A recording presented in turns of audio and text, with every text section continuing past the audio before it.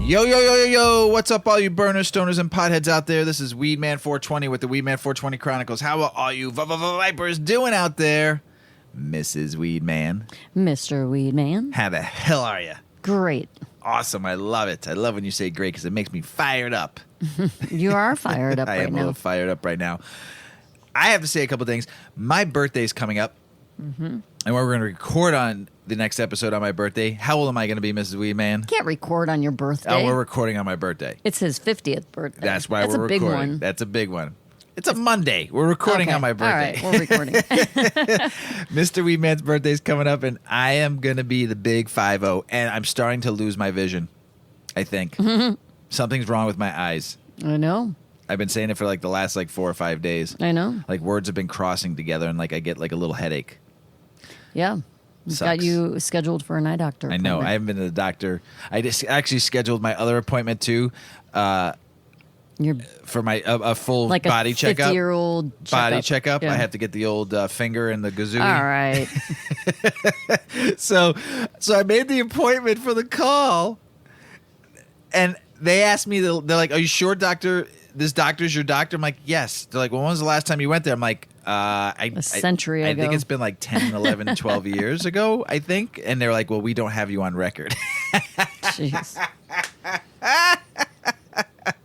So I had to make an appointment for that. I guess when you turn 50, you have to go get the whole full checkup, body Yeah, you do. poke and proddedness. That's the deal, Mr. Weedman. It's a shitty deal. A baseline screening. I'm going for a baseline screen. We're old. Mrs. Weedman is very excited I'm going to the doctor, and she didn't have to make the appointment for me. I went out and just did it. And trust me, I'm not one to love going to the doctor or taking medicine or anything like that, but I think it's good just to have a baseline At 50, screening yeah. at 50. At 50. Just to know what's right and wrong with your Right. body. I'm doing That's it. all. I'm doing it. So I'm going to the doctor. Good boy. Yes. So anyway, I also like to mention. Good boy. Did I really just say You good did boy? say good boy. I think Pat me on the we head. have a dog for a minute now, so it's like good boy, good girl, good boy. I'd like to just say congratulations to the owner of the brand Cookies. His name is Burner. And I'm going to read the article on the next episode because it just came out today and last night, that he is the first cannabis entrepreneur to make it on the cover, not just in the magazine, the cover of Forbes magazine. This is a big deal. And I'll read his story next time. And I just wanted to say congratulations, Burner, and the brand Cookies and your whole entire team, because you can't do it without a team. But you are the forefront. You're the leader. Great job, Burner, to put cannabis finally on the map of entrepreneurship on one of the biggest magazines in the world. So congratulations to Burner. Yeah, good stuff. I can't wait to read the article to everybody on the next episode. So it's pretty exciting. So what else, Ms. Weeman? We got anything else? No, Nothing? not really. No, not really. Well, everybody, we're about to start the show. You ready? Yeah, let's do Let's it. start the fucking show, Mrs. Weedman. But before we do, we What? need to smoke. We do need to smoke. So you It's got time. It is the Cannabis Cup Challenge, and like I said, I'm smoking on every episode a different strain from the Cannabis Cup High Times Cannabis Cup Challenge, and we are smoking modified grapes by Verano, and I'm going to read you about this strain because Mrs. Weeman and I smoked it last night. And I smoked it throughout. I did a reel and recorded it when I was smoking too. And I will tell you what, really nice indica dominant 80-20 strain. It's called Modified Grapes, and I'm smoking it by Verano. It's the Reserve. It's an indica dominant hybrid. This is a 20. What was this one? Man, they need to make these letters. Am I smoking this while you're talking? Yeah, you should be smoking it. This is basically a 29.39% modified grape strain. It was a very, very good indica. So this is created by crossing the potent GMO and purple punch strains. Known for its super fruity flavor, heavy-hitting high, modified grapes is a great choice for any hybrid lover who appreciates the slight indica lean in their bud. This was not just an indica lean. This put Mrs. Weedman out for nighty-night sleep. Like its name suggests, Modified Grapes has a super sweet and fruity grape flavor with a unique, heavily pungent and dark, spicy overtone. The aroma is very pungent and heavy, with punches of rotting grapes and rich black pepper that will fill any room with its heavy stench. The Modified Grapes high hits you almost as soon as you exhale, filling you up with a lifted sense. Did you take a second hit? Yeah. That was kind of small. So, as soon as you exhale, filling you with the lifted sense of euphoria that instantly boosts your mood and leaves you flying. You'll feel creative and sociable with any outgoing sense that has you easily carrying on conversation with those around you. The state does turn heady at times, leaving you unfocused and a little out of touch, although pretty happy about it. Combined, like I said, it's about 29% THC level. These effects give modified grapes an edge in treating those suffering from conditions such as asthma, insomnia, chronic pain, depression, chronic stress, or anxiety. This bud has rounded, fluffy, dark green nugs with purple undertones. I got one of the nugs had a lot of purple undertones on it. Then orange hairs and coating of dark purple tinted white trichomes. The effects: creative, euphoria, happy, relaxing, sociable, uplifting. The relief symptoms of anxiety, asthma, chronic pain, depression, insomnia, and stress. Mrs. Weedman, any fruity, grape, peppery, spicy, sweet flavors? Oh, spicy and grape. Yeah? You got grape, that, huh? Grape first, spicy. Nice. Actually, no. First hit was spicy. Second hit was grape, then spicy. Oh, okay. And I didn't know, I would have not defined it as being spicy, but I read about spicy as a descriptive word for cannabis today, and I was like, yes, because sometimes I'm like, oh, it has like a heat little to bite. it, and I didn't know that was a thing, like that peppery, spicy. And Yeah. So then it's the in there. aromas, I would definitely say I smell that fruity grape. Oh yeah, Spicy. big time. Yeah, and then it got some dank, earthy, and some pungent into also. So I that is. think you gave me that jar and had me smell it, and I said it smells purple. Yeah, It smells like and grape. the buds were purple too. Before you told me the name of it, so it was Nice. a really pronounced grape flavor. Nice. Smell. So I'm going to hit this. Oh, Mr. Weedman needs a lighter. I need a lighter. Yep, Mrs. I'm messing Weeman's things lighting up right my now. hemp. Nah, you're all good. Mrs. Weeman, you got Yeah. anything to say while I hit this modified grape? Oh, we didn't talk about our weekend. We went up Oh, to yeah. just over I call it the border. My mom always cracks up. She's like, Susan, it's a state line. Mrs. Weedman, it's a state line. So we go right over the border, because that's how I like to say it, into Wisconsin. And we go to a nice little lake up there, and it's awesome. So we got to take Yuki on her first boat ride. We snuck her in. and into a lake, and it was fantastic. We went up with some friends and just putzed around all weekend on a boat. And we have a water lounge, dog. and we have a water dog. She loved the boat. Yeah, and and she she loved- loved the water. Now she didn't go in swimming depth water. She was at water like Up to her chest. It was like to her chest. Yeah. So we don't know how she'll do as a But swimmer. she was she had a running good time. and galloping Galloping out through of the the water. water, It was loving very it, cute. not wanting to come out unless Yeah. we picked her up and put her in the boat. Yeah. She wasn't ready to jump in from the boat yet. I think that'll come later as she gets more and more used to it. But she loved the water. I was smiling. Was I beaming from You ear were to very ear? happy. I was actually, even if she didn't like the water, I was hoping that she liked the boat. She had to like one or the other, and she liked boat. And when we were driving in the boat, took it very slow at first. Right, I was idling basically to get to where to the sandbar, and she was not. She sat and just Yeah, lay down. She was fine. Yeah. At first, when she stayed on the floor, and then she wanted to come up on the seat, but she stayed really low, like she hugged the seat and laid right down. Never looked over the edge. Nope. And then within minutes, she was like kind of popping up Loving and it. looking, and It was soaking awesome. up the sun. Yeah, she it was great. loving And it. then we turned it up a notch a little bit. It went around the lake a couple times pretty quick, and she was just loving the breeze flowing. She was flowing. So, so happy we got a water dog. So awesome stuff. All right, we're ready to start the show now. Yes, Here we we go. are. Scientists discover new cannabis compounds, but what exactly are they? And I'm going to butcher two of the three, okay? Kenurinian, and then there's kenurenic acid and tryptophan, which I know how to say. But I'll spell the two for you. KYNURENINE, and then there's KYNURENIC acid. Do you know those words, Mrs. Weedman? No. Because they're brand new compounds. That's why we don't know these words. Cannabis is the most widely used. Why do they use the word drug? But the commonly used plant in the entire world. It is almost the most popular, with millions of consumers now using it legally all the world, thanks to many countries relaxing its stance following suit after the United States, Canada, and Uruguay.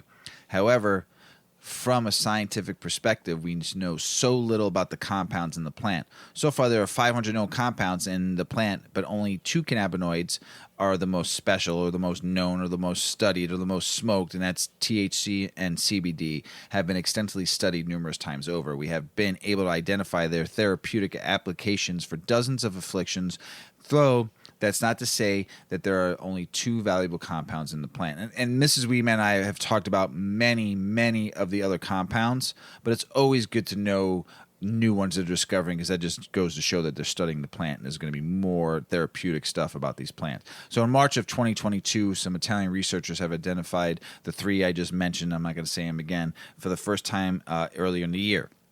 Though these compounds already exist in us as humans as well as mammals, Kenurine is a metabolite of tryptophan, which is an amino acid that we can't produce ourselves. Hence, we need to rely on food intake to get it into enough. Oh yeah, that's why my muscles are growing. Yeah, those amino acids. Yeah. Though high resolution mass you laughed on that one. Yeah. Spectrometry and liquid chemotography. Oh man, I'm baked. They found that these compounds exist all over the plant, though it's a much larger amount within the leaves. It's also interesting for the researchers that the Ka, let's just call it, kenuric acid, is highly concentrated in cannabis compared to other plants. Since it has also been found in some vegetables, including potatoes, pumpkins, and broccoli, as well as other herbs and spices. According to the research, 95% of tryptophan in the human body is metabolized into kenurine, though some of it is further degrades into the Ka, the kenuric acid. The latter is piquing the interest of researchers because of the neuroprotective, anti-inflammatory, and antioxidant benefits, especially for the heart and the brain. In addition, tryptophan metabolites are known for helping to regulate lipids and mitigating obesity. Ooh, that's kind of good. Mm-hmm. Considering the importance role played, the Ka in animals and humans is an accumulation in leaves opens a new branch of the cannabis chemistry that makes this plant even more attractive than it already is. THCP and CBDP. In 2019, Italian researchers also accidentally discovered those 2 compounds while studying an industrial strain of hemp. The same team discovered THCB and CBDB in the year before. But being able to identify THCP was extremely significant because it may help us better understand why some strains with low THC levels are still extremely powerful in both their high and their medicinal value. Using mouse models, man, those mice, man, they discovered that binding mechanism THCP on the animal's CB1 receptors resulted in similar effects as THC, even when they only used half a dose. They found that THCP was 33 times more active on the CB1 receptors compared to THC, while it also has a 15 to 10 times more active on the CB2 receptor. In addition, they found that THCP is easier to dissolve in fats. Man, give me some of that THCP, baby. This is why cannabis strains that contain more THCP are more powerful compared to those that only contain THC. On the other hand, they also discovered CBDP, also known as CBD-C7 or CBD heptyl. Unfortunately, we still know significantly less about CBDP compared to THCP, but researchers have deprioritized studying it simply because it's the only way I can do it. Mm-hmm. Is by like how you sing the alphabet. Sometimes you just got to sing the the words. You know, you just got to let it flow. It happens. You know, simply because it's less efficiently binding CBD1 and CB2 receptors. Though there's still a lot we don't know about THCP.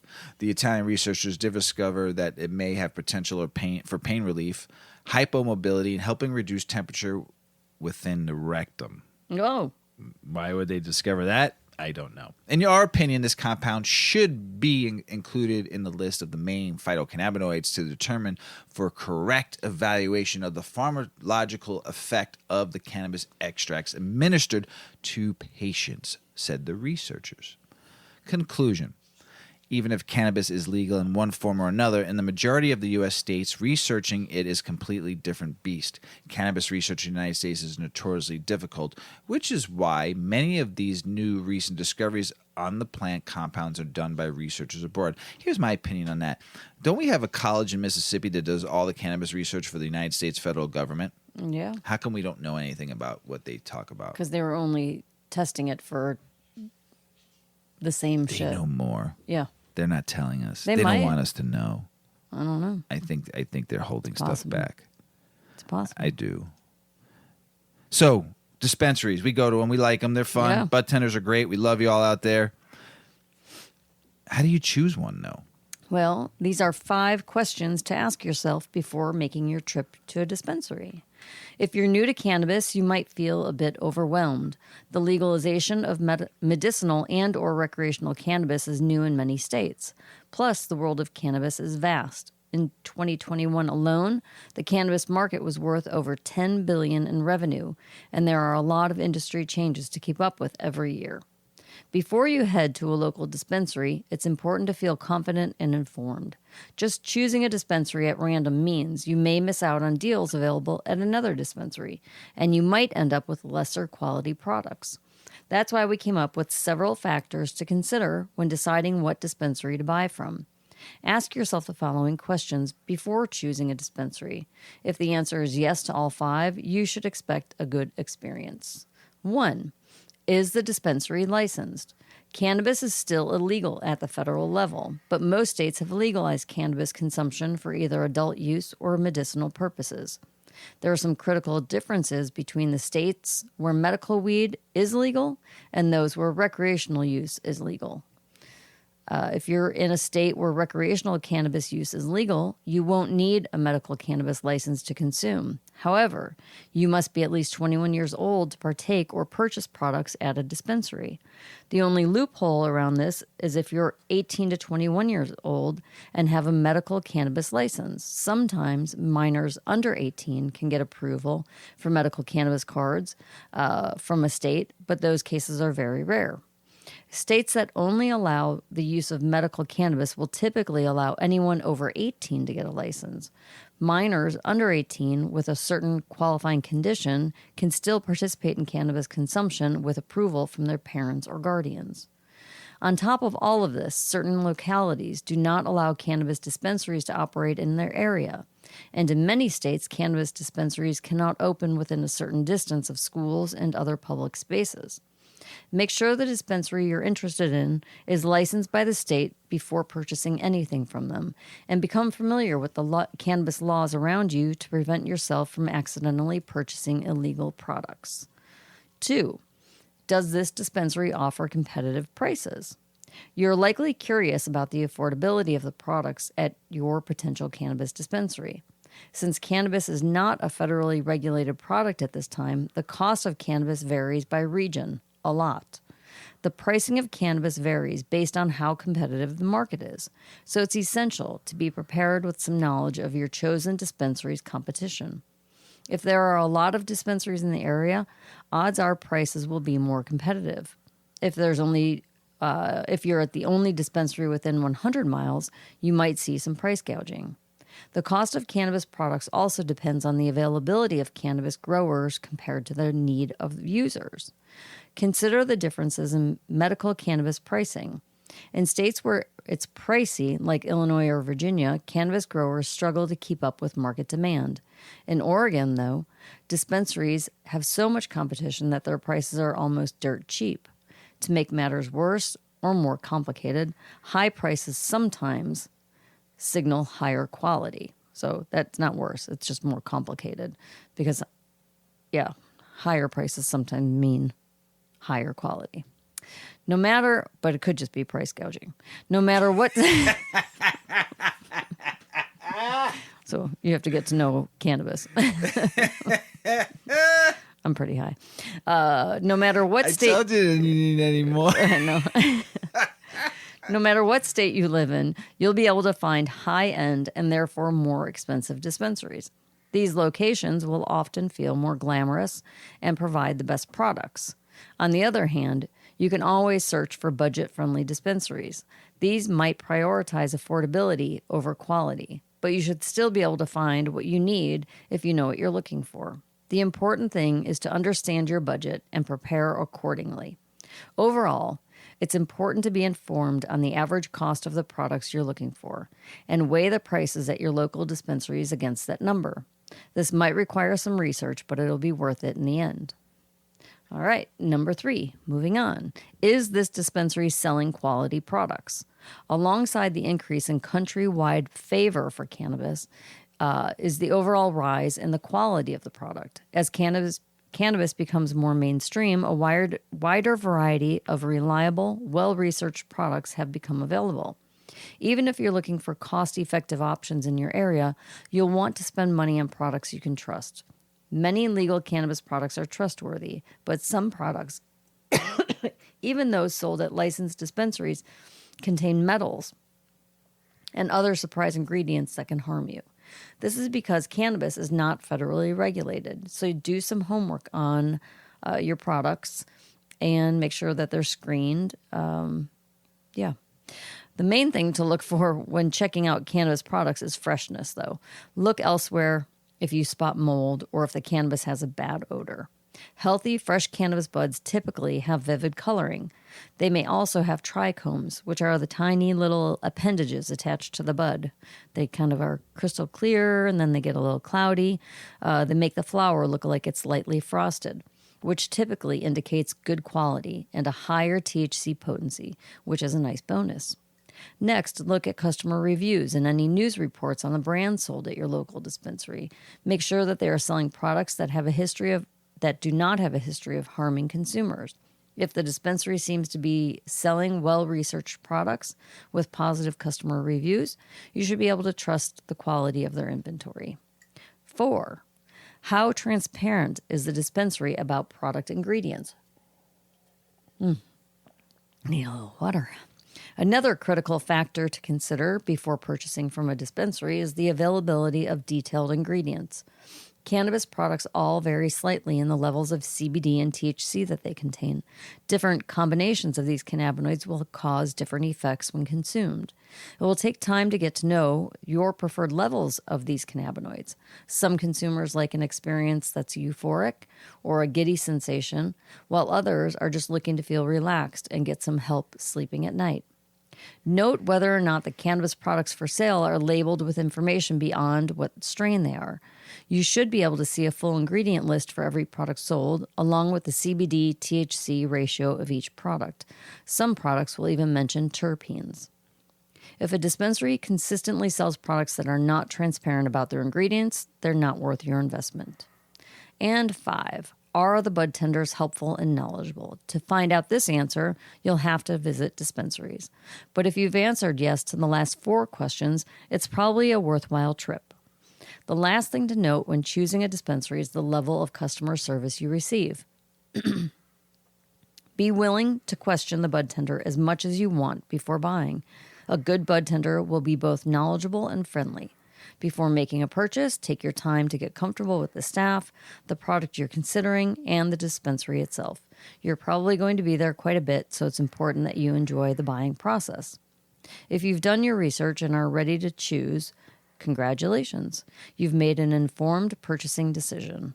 Knowing what to look for in a dispensary is essential to finding high-quality cannabis products that are trustworthy and provide the desired effects. Good luck. It is a process. It is. Yeah. And you find a dispensary you like, and you find the bud tenders Trial you and like. error. Yeah, I mean, you're going to find where you like to go and where you like to buy. Everybody always does. I mean, in Illinois, it's a little different because it's not convenient. There's not a dispensary everywhere. You know, Right. You have to drive. Some people have to drive, so they're going to drive to the closest one or the one that has the best deals. Most of the time, that's closer. So I get it, you know. But once these 185 more licenses open up, there'll be more options for people to go to. There'll be different prices. It'll be more competitive. Yeah, so get ready for that fun. Ugh. They'll have better sales. Yeah. Pros and cons of moderately good weed. As you hear all the time, don't smoke mids. Or he smokes mids, or he grows mids. And Mrs. Weedman just told me to raise my voice. A little bit. Sounds like you're going to sleep. That strain got me fucking... I gave this an 8. I'm going to reel you back in. You did, thank you. I gave this strain an 8. 3 8s and then 2 7s. I can't remember. It didn't get a 9 or a 10 because it didn't make me shake. It didn't give me the shakes. That's when I know it's like superpower weed. Yeah. But this weed's really good. I'm pretty high. So what are mids? And mids can be regarded as the midpoint between low quality and high quality cannabis. This classification has brought on different names for this class of cannabis flowers over the years. For many that are new to cannabis industry, you might have heard the word mid being used repeatedly while trying to buy weed. Now I know that we all want to act like we're in tune with every in saying in cannabis industry, but it's okay if you're not. All you need to is the right info, and you're good to go. Before we delve into the mids, you must understand what is known as the cannabis quality spectrum. This is simply the classification of cannabis based on the quality. And I really like this weed. It makes me really mellow. And many connoisseurs are known to use the classification that recognizes mids. There are 4 categories listed in order of low quality to high quality. Regs, which I used to sell, garbage. Mids, could be good, bad, or indifferent. Beasters, and headies. This means that regs are the least in terms of quality and headies are the best. Another explanation of the cannabis quality spectrum has the cannabis flower divided into 3 categories: low, medium, high quality. The high quality cannabis further be divided into the low, high quality, and high quality. So what are mids? Mids are to be regarded as the midpoint between low quality and high quality cannabis. The classification has brought on different names for the class of cannabis flowers over the years, including middle shelf, the 30s, middies, and B pluses. All these names point to the same thing, but what identifies mids are the flower variables. These include appearance, flavor, cannabinoid content, effect, and price. So the appearance, you can easily identify mids from its appearance, as many U.S. cannabises readily falls into this category. The buds are usually separated and contain few seeds and stems. It's also possible for the buds not to contain seeds at all. Mids have very few trichomes and are very bright with colored pistils and orange hairs. Flavor. Mids have a normal flavor depending on the characteristics of the strain. They are not as harsh as regs, but they aren't without their the deleterious effects. Whew, I'm fucking high. Mids are likely to make you cough and hack repeatedly. Cannabinoid content. You guessed it right by thinking that mids will have a higher cannabinoid content than regs. This means they are more likely to give better recreational and medicinal effects compared to regs. That's just about where it ends, though the beasters and headies have better cannabinoid content than mids. Price. The cost of mids has been more regulated now that there are legal markets in the different states. Nonetheless, prices are depending on the conditions in the states. However, mids are less expensive and can be compared to beasters and headies. Pros and cons of moderately good weed. Price, color, the high type of high experience from smoking mid quality depends on smoking experience. Veteran tokers love mids because they are bound to get the desired high easily. Others with the reduced level of experience range from feeling blasted to blaze before experiencing the desired high. Cons. The appearance. While the color of mids gives the big edge over regs, its appearance is still a major issue. The majority of the bud still appears brown and green despite the orange hairs, and the many be compressed. Mids can also contain seeds that have unpleasant, harsh effects on smoking experience. I've smoked some mids just because that's what someone gave me. That's been better than some people's fucking beasters and headies and toppers. So it just depends. So the bottom line, mids are not the perfect class of cannabis flowers, but it has its perks. Depending on what you have and what you want, you can go for the best category that applies to you. But mids are fairly all right. It just depends. Like I said, I've smoked some mids that were better than people's fucking headies and beasters. So just, regs, beasters, headies, mids, just when people talk about it, that's the kind of weed you're getting. So we just talked about dispensaries and how to choose one. What is the smart shopper's guide to go to outer space? To buying cannabis. Yep. So this is kind of feeding off of our last article, and this is about buying flower. There are many factors to consider when shopping for cannabis flower. Use these tips the next time you head to your dispensary and experiment with your bud at home. Though numerous ways of consuming weed have been introduced over the last few years, nothing can beat the fresh experience of smoking cannabis flower. And I will say, on that note, I am doing the cannabis cup judging for vapes and cartridges. And as much as I like the convenience of them, if you're out and about somewhere, like, you're going out to a concert, going out for drinks with friends or something, you just can throw the pen in your purse, right? Super easy. I like that. But what I don't like, and what I really recognize, is that you don't get like a strain specific, typically vape or cartridge. They're usually blends, and so I don't know. They're just not as accurate, I think. There's just something about smoking flower. That's all. I just like flower. Flower power is good. Flower power. Yeah. Recent data from Headset Analytics shows that cannabis flower is still the number one product in the U.S. legal cannabis market. This should not be surprising, given that flower is the least processed form of weed out there, making it more affordable and accessible, especially to newbies and purists. But even seasoned cannabis enthusiasts find many reasons to love flower. With its wide array of strain choices these days, you can customize your high in just about any way or flavor you want. Even if you have an interest in cannabis consumer goods and edibles, the experience of smoking flower will always be special on its own. Having said that, here are the things you should be looking for when shopping for flower at a dispensary. The effects. Any cannabis dispensary will carry dozens or even hundreds of different cannabis strains. Each strain will have its own effects, which is usually categorized something like uplifting, sedating, or a little of both, depending on how much you smoke. Let the bud tender know about the effects you're looking to achieve. A sedating strain will be best if you need help going to sleep, while an energizing strain will be ideal for daytime use. You should also research the medicinal effects of cannabis strains carefully, especially if you're prone to anxiety and paranoia, which is common among high THC strains. In addition, cannabis strains are also known for specific physical effects, which might include headaches and hunger. Potency. Understanding the potency of THC or CBD in the flower you're buying is an important factor.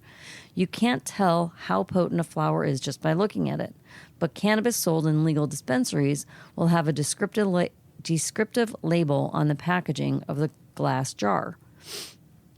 Generally, anything above 20 to 25% THC is considered very strong and has potent psychoactive properties, while those who are new to THC are advised to start with strains below 18% THC.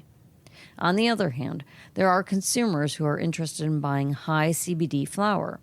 CBD strains are ideal for those struggling with anxiety and paranoia, or who simply want a relaxing time without racing mental effects associated with energizing THC strains.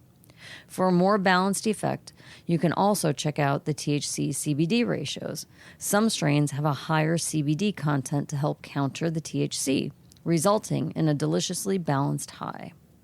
Then you're going to look for size. Bigger buds usually mean better quality. So when weed size does matter? No, it's not always the case. Oh. Various cannabis strains will produce buds of different shapes and sizes. For example, indica plants tend to produce smaller but denser buds, and sativas tend to be fluffier and less dense. Small flower buds are generally considered lower quality, though the same harvest can result in both small and large nugs. Some growers filter out the smaller nugs, which go into pre-rolls, while the large ones rake in more cash when they are sold as cannabis flower. Some dispensaries and brands may sell smaller nugs at a discounted price, so look for these deals if you're up for a bargain. And you have color. Using your senses will also go a long way in helping you source quality flower, which oftentimes also has a higher price point. Color is a great place to start. Premium flower should be various shades of green, and sometimes with a tinge of purple, yellow, or orange in its hairs. While color doesn't indicate good weed, you should avoid buds that look like they have been bleached or have irregularly saturated colors, because this can indicate that they've been stored improperly. It could also be that strains are naturally lightly colored, though, such as the famed Acapulco Gold, which really does have light buds. In addition, stay away from buds that are brownish or yellow because they are considered low quality and tend to be cheaper. However, if you're looking to buy weed in bulk with the intention of decarboxylating or turning it into edibles later on, then it's perfectly acceptable to buy a flower of lesser quality. Don't waste top shelf weed by decarbing it and turning it into edibles. No, don't do that. Smell. Your nose can tell you so much about cannabis flowers. Strains all smell different, and it will be an olfactory journey, unlike any other. Some strains smell spicy, musky, or like gasoline. That doesn't mean it's a bad thing, though. While others will smell like fruit or a flower garden and have strong pineapple or citrus smells, or even smell like flowers thanks to their aromatic compounds. And then there's popularity. It never hurts to ask your bud tender which strains have been flying off the shelves. They can share useful insider knowledge on the good stuff that's popular in your area, because certain growers can make terrific yields of certain strains. If there's a strain that's popular, you can always give it a try to see if you like it. You never know. You might just find your new favorite by having an open mind. And you've got price. Last but not least, there's also price to consider.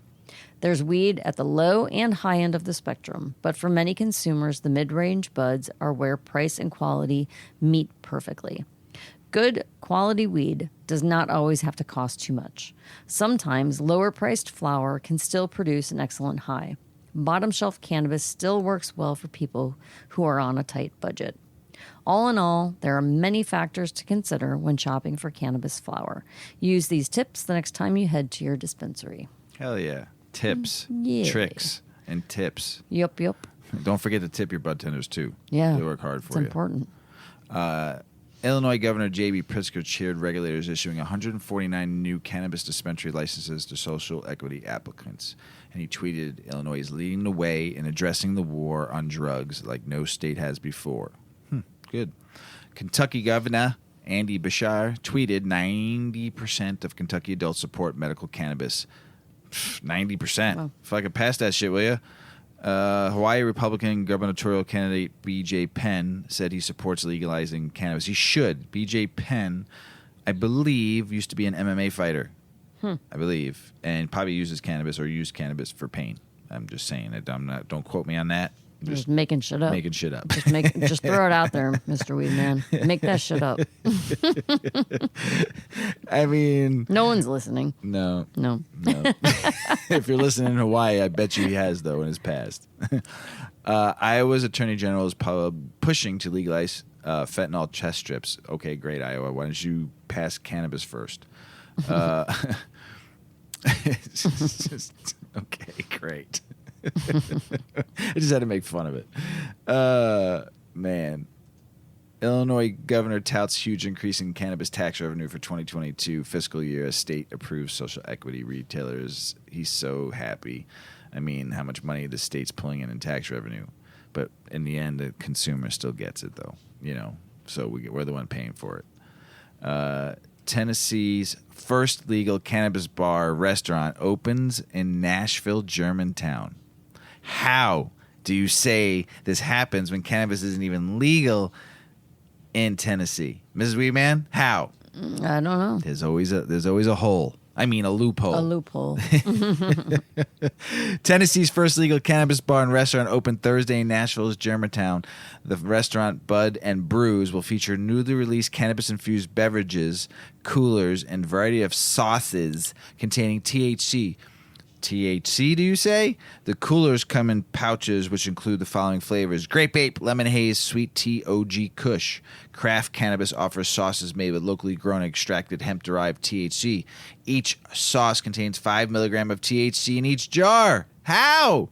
The company states that the products are state and federally legal and the persons must be 21 years of age to purchase or consume the products.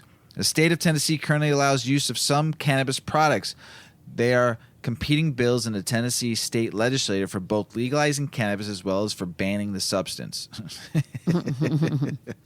A press release from Craft Cannabis said a Nashville-based producer and retailer released the new cannabis-infused beverage coolers. he found a loophole in the system. There's always a way to find a hole. Always a way to find a hole. Well, some people make up loopholes. There you go. So, legal medical cannabis leads safer roads, lower auto insurance premiums. Huh. So you could save on Geico. We're really high. I'm just I saying. think this weed like brought us like down to slow motion. Made me happy. I know, but I love it. I don't know if it's a great episode weed. I think it's great episode weed. I feel like I'm talking Here's like a turtle. something crazy. What do you got? Bipartisan cannabis research bill is being called dank. Stupid. That's dumb. So stupid to take that word. So stupid. Oh my gosh. Unity Road opens medical cannabis establishment in South Dakota, the first medical in South Dakota to open. The first store on July 27th with entrepreneurs BJ Olson and Adam Jorgensen. The new shop is located at Sioux Falls suburb at Hartford at 404 West Opal Lane. That's why I'm telling you, because it's the first shop to open in South Dakota. All the shit that South Dakota governor gave, it was voted by the state for medical and recreational. The governor and all of her constituents said no and took it away. So you get one shop, and it's in Sioux Falls suburb of Hartford at 404 West Opal Lane. Go visit them. Go support that dispensary and get your medical card and support it and make lines long, and then they're going to have to open up more because your South Dakota governor screwed you. The hard way. Tell it like it is. You tell me, where does the money go, Mrs. Weedman? Tell me. You want to know? I want to know, where does the money fucking go? They say the suits don't get it all. Ooh, the suits. You like what that? about schemers and scandals? Still one of my favorite episodes. The schemers and scandals, the politicians, yes. they get it. They get it? Yeah, they're making bank. So we all get it the hard way. Yeah. Want to know where the money goes? I want to know. All right. There seems to be a lot of people who think cash is pouring out of the walls in the cannabis industry. Well, friends, it's not as green over here as they'd lead you to believe. In fact, it's kind of red. Lately, I found myself advocating for higher priced brands quite often. And one of the most common things I hear from consumers in response are things like, damn, those guys must not care about their end users. Or where do they get off charging so much for 3.5 grams of flower? While I do understand the sentiment, I'd like to set the record straight a bit, because I assure you, if they didn't care about providing you with the best possible products they can, they simply wouldn't be in the business. You see, the reason you hear so much about brands trying to go vertical or racing to scale is because, as it turns out, there's not a ton of money in selling weed. In order to optimize profits and, frankly, make the business worthwhile, brands need to move a lot of product, as this really isn't a high-margin business in the legal landscape. In fact, there are millions of hurdles even the smallest of brands have to overcome to get their products to market. They're burdened with hard costs, a complicated legal system, and in truth, the initial cultivators often have the smallest say in terms of end price. They're just trying to stay afloat. Drew Coggio, proprietor of Green Dog Cultivators, said poetically of the state of the industry right now. Overall, the operators starve while the city eats. The states reap while the farmers weep. This couldn't be more accurate, and I'd like to illustrate the reality of the game today. Reverse engineering the price. Let's journey down the path of a top-shelf eighth of weed of a company that's not fully vertical. To the end consumer in Los Angeles, when starting at $60 on the shelf, this equates to about $81 out of pocket when all is said and done. Sounds like a ton of money, right? The farmers must be making a killing. Well, hold on now. Not so fast. That eighth had to be sold to a retailer. So as we travel backwards down the path, let's see how that 60 shrinks. Because remember, that 21 extra dollars is tax. None of the operators eat off of that. That's the state's money. The retailer probably bought it around $30, as retailers typically mark products up 100% on the fair side. So we're at $30 to the farmer, right? But what about the distribution company? They might have bought it for $15 and marked it up because they also need to make money and provide a living wage to their employees. So now we're at $15 per eighth for a product that's sold to the consumer for $60. Margins are shrinking fast, but still, $15 for 3.5 grams? Surely that's a killing for the farmer, right? Not when you factor in expenses. Mr. Weedman has to talk. I have to say something because I follow this dispensary in Oklahoma, and they were selling $20 ounces. Whoa. Exactly. $20 ounces. Holy and cow. I was like, they just had to get rid of stuff. Who fuck knows? $20 ounces. Wow. In Oklahoma. That's nuts. All right, now we have to get into expenses, production costs. Before we get into the cost of actually creating a viable grow room, there's a lot of hard costs in cultivation. Things like electricity, water, they're essential to indoor grow process. And while these prices vary by where you are in the state you're operating, I've spoken to a few friends to generalize the costs. Depending on the yield of your plants, an eighth can cost between $9 and $12 to grow indoors at the highest quality. Now that price scales to the more expensive end as you factor in things like exotics. They're typically a lower yield, and that some plants take longer to finish. But remember, the cultivator is also being taxed here. The state will come in and take about 5% of gross sales from the cultivator on top of all the taxes the end consumer is paying. Jeez. They have been paying a $170 per pound tax that was just recently lifted by California since so many cultivators have been going under. But it's important to note that this extremely recent change has yet to be felt by the cultivators. Then they've also got to package your products because Ziplocs are no good anymore. The state requires all that child safety stuff, and it's got to happen before it hits the store. So besides all the cultivation costs, there's another $1 or $2 tacked on in hard costs just to bring the brand and goods to you.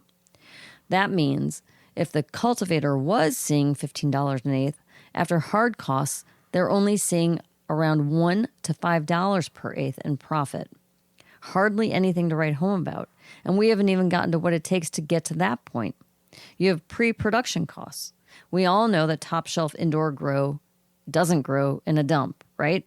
There's a lot that goes into setting up a room. And while it's hard to deduct these costs from an individual eighth, I feel it's important to give you some context into just how expensive setting up one of these rooms is and how much it takes to run it. Build-outs for a cultivation center cost between $300 and $500 per square foot of a facility. That means if you're setting up a 1,000 square foot facility, you're looking at $300,000 to $500,000. A 10,000 square foot facility, $3 to $5 million. Past that, those expenses I mentioned have monthly costs. Operating the facility can cost between $5 and $8 per square foot per month. That can translate to $5,000 to $8,000 per month. And as you can see, the numbers keep adding up, right? We haven't even added in the cost to actually become a legal operator. That probably takes another $1 million or so. And it's annoying and complicated. So with hundreds of thousands of dollars in setup costs, tens of thousands in operation per month, and around $3 profit per eighth, remind me again about how greedy these guys are. The cultivators, that is. The sad truth is that the one who's fucking up here isn't the cultivator. It's the government. They're crazy. Can I say something? Yeah. I can't believe this article is really good because who are the biggest drug dealers in the world? The U.S. government. And they're taking so pharmaceuticals. Well, now, but also if you look at like how much the states are taxing growers and dispensaries, the tax man just in L.A. gets, $21 from an eighth. Right. The cultivator only gets plus $3. $170 per pound. Right. Before it gets put to market. So they're robbing everybody. And here's the craziest thing too with the new bill that's on the table, the Senate bill. They're gonna tax up to in like 5 years when it'll be like 5%, and then after 5 years it goes to 12.5%. That's federal on top of all this state shit. Go ahead. I'm sorry. I just wow. So they're the government again. Their crazy taxes and restrictions are the reason why most of this process is so expensive and why hardly anyone is making a great check right now. To break them down quickly, and using Los Angeles as the example, 34.5% of whatever the final cost of your goods are goes directly to the government. That means over 1/3 of what you're paying doesn't feed or support anyone that's involved in making the product. Get that? 1/3 of it isn't going to anybody that's even in the cannabis industry. It's just going to the legislators, making the process so difficult for them. That 34.5% breaks down as follows. 15% as a state excise tax. This is in California. 10% city tax, 9.25% county tax, all to the man for giving you the privilege to spend this much money on weed. Even worse, U.S. Tax Code 280E says that everyone involved in the sale of federally illegal drugs is taxed at the highest rate possible, which means that 43 to 47% of anything those involved in the process earns goes right back to the feds. They're literally doing everything that they can to make sure these guys don't make money. I haven't even gotten into the mechanics of retailers and distributors who, while I understand, may also seem greedy because of their rip-offs and markups, are actually mostly barely surviving as well. It's easy to forget how hard it is to run a business, to feed your staff, to pay all of your bills in any industry, but I assure you the game is further rigged in cannabis. When all is said and done, I understand why consumers are pissed about prices. The state of the industry today sucks, but it's not the fault of those of us who are cultivating. It's largely due to each state's greed. While we all want a better tomorrow, let's do our best to help those who are focused on providing us with the best products available. I understand that quality looks appetizing, but trust me. I understand that quantity looks appetizing, but trust me, quality will get you there way faster every time. Oh, another great article by High Times. Mm-hmm. Another good one. It's all fucking right. I mean, if you're not looking at it, the cash cows come in the United States government and all the states are making their money. Their hands are out first. Yeah, and that's why you see so much of the black traditional market farms getting busted in California left and right. I mean, the government wants their money, man, and that they're going to take it. They're going to be the biggest loan sharks and fucking drug dealers on the planet. So if you don't see it, you're fooling yourselves. As Berner said on this article that he just got written on Forbes, it's hard making money in legal cannabis. Mm-hmm. Yeah.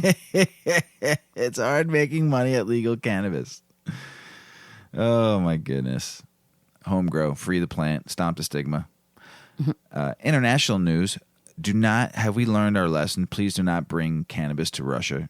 A U.S. teacher just got sentenced to 14 years for traveling to Russia with cannabis. Jeez. And the basketball player Brittney, they're doing a trade-off with a Russian, to get her back here. So this poor teacher's going to spend 14 years, though. So, I mean, don't bring fucking weed to Russia if you're from especially if you're from the United States right now. We are not in good terms with Russia, okay? So if you're from the United States, don't bring weed. The EU cannabis legalization, a wave is coming. Because of what you're seeing with, Luxembourg, Malta, Germany, all these countries are just going to start following suit. I mean, the EU, and they're all going to do business with one another. They're going to import, export.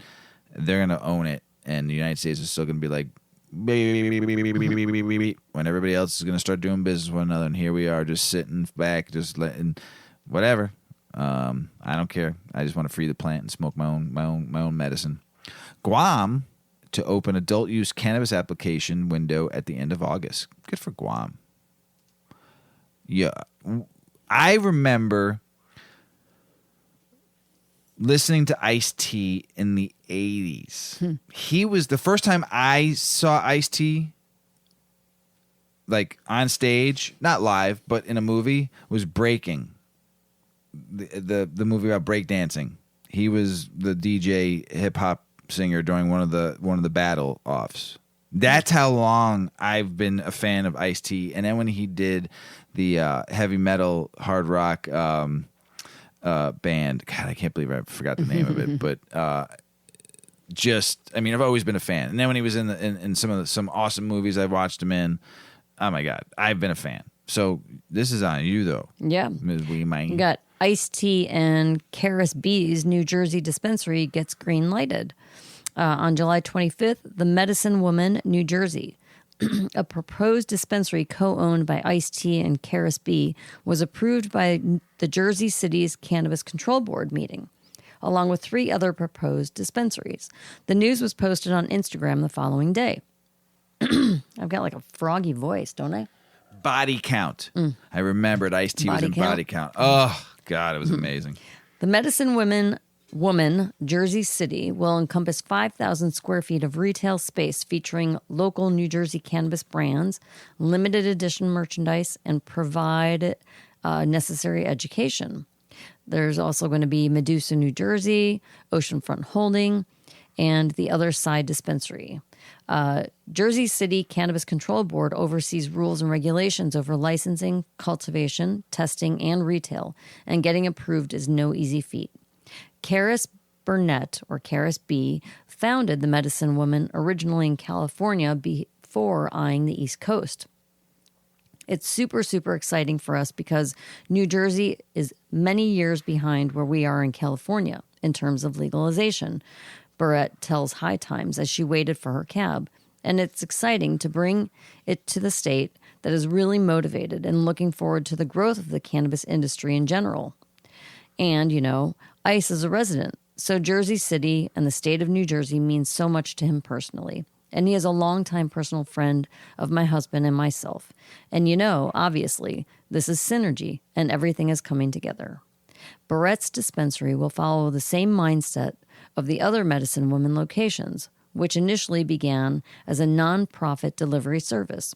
Our mindset is to bring global medicine to local areas at an affordable price for everybody, says Barrett. We believe that cannabis should be available to everybody that needs it. It's a beautiful medicine. It's been around for centuries, and we love being able to educate people and communities, have healthy debates, and, as I said, bring global medicine to local communities at affordable prices. Ice-T lives in Edgewater, a community relatively close to Jersey City. He's well aware of the problems the cannabis industry faces locally. In New Jersey, black people are over 3 times more likely to be charged with possession of cannabis than white people, despite similar rates of consumption. With that in mind, initial partnerships include the Last Prisoner Project, Jersey City Mural and Arts Program, Jersey City Employment and Training Program, Hudson County Community College, with more to be announced. I've dedicated my life and career to giving back and paving the way for minorities as a New Jersey native. I'm excited for the opportunity legalization offers our community, and I look forward to ushering in a new era for cannabis in the state, Ice-T said in a statement. I've partnered with my friend of over 25 years, Karis B., who is an authority in cannabis and founder of the Medicine Woman, to ensure a premium experience for our customers and community. Barrett said that she's 100% in favor of expungement and helping people that have gone to prison over pot, some people for life, for cannabis offenses. And it is something that is very important to both the community and Jersey City. Barrett says that she's been reading High Times for longer than most. When I was 15, all I wanted to do was get a subscription to High Times magazine, she admits. But I was just worried about being on that same government list that everybody would get in. It was the 80s. And to be here today, 30 to 33 years later, talking to you, I couldn't be more proud of where the industry has gone and that I'm here. I am. So thank you. The Medicine Woman, Jersey City, is set to open in the fall of 2022. And the team is currently accepting applications for employment for a variety of positions. They are committed to sourcing a local workforce with a focus on providing opportunities for former cannabis offenders. That's awesome. Yeah. Super cool. So back in the 80s, I worked at a movie theater, and this movie came out, and there would be like 6 of us cleaning the movie theater floors, and this song would be playing. And you're like 16? I knew this song by heart.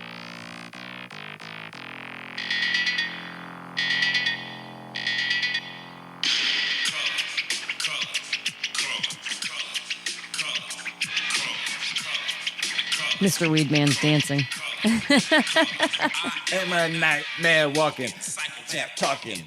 King of my jungle, just a gangster stalking, living life like a firecracker, quick as my fuse. Been dead as a death bat, the colors I choose, red and blue, cause of blood. We were cleaning the theater up, and that song, the credits would be going, and that song is going. We would go. Oh my God, you that's guys- that movie played for like 3 months in the theater. It was so popular. It played for 3 months in the theater, Wow. and we would clean. I mean, I worked at the movie theater 3-4 days a week, Mm-hmm. and I would clean the floors, and we would watch that song so many times that we would just know the words by heart. We would sing it. We would come out. We'd kick the door open of the movie theater after we get done cleaning. We'd start colors.